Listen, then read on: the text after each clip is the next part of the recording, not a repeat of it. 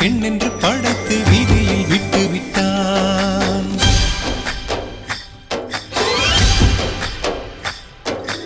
இப்படி இன்னொரு பெண்மையை படைக்க தன்னிடம் கற்பனை தீர்ந்ததை எண்ணித்தான் பிரம்மனும் மூர்ச்சையுற்றான்.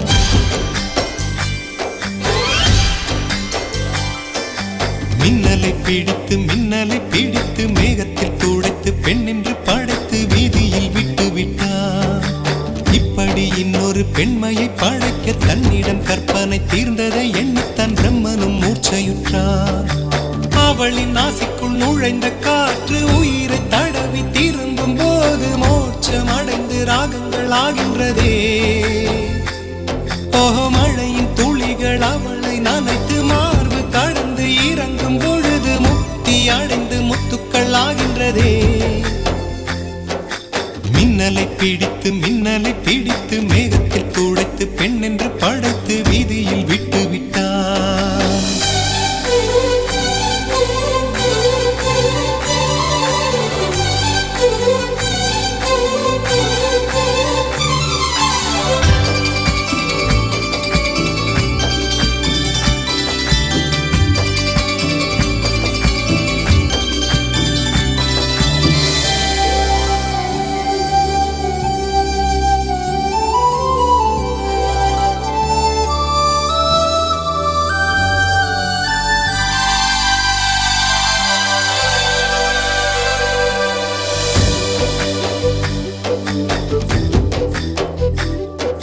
நிலவின் ஒளியை பிடித்து பாலில் நனைத்து கன்னங்கள் செய்து விட்டான்.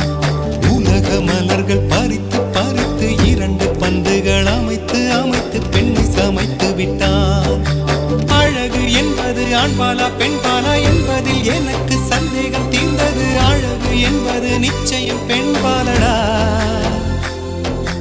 கவிதை என்பது மொழியின் வடிவம் என்றொரு கருத்தும் இன்று உடைந்தது. கவிதை என்பது கன்னி வடிவமடா.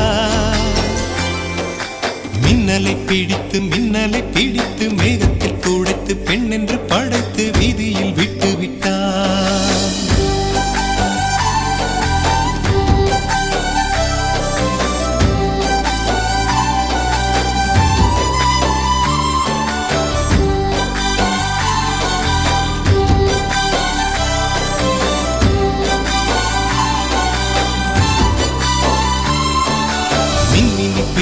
மின்மினி பிடித்து கண்களில் பதித்து கண்மணி கண் பறித்தாள்.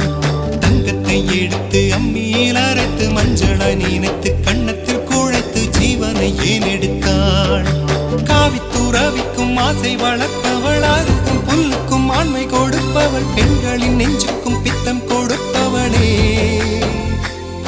ஓஹோ, தெரிந்த பாகங்கள் உயிரை தந்திட மறந்த பாகங்கள் உயிரை வாங்கிட ஜனனம் மரணம் ரெண்டும் தருபவளே. மின்னலை பிடித்து மேகத்தில் துடைத்து பெண்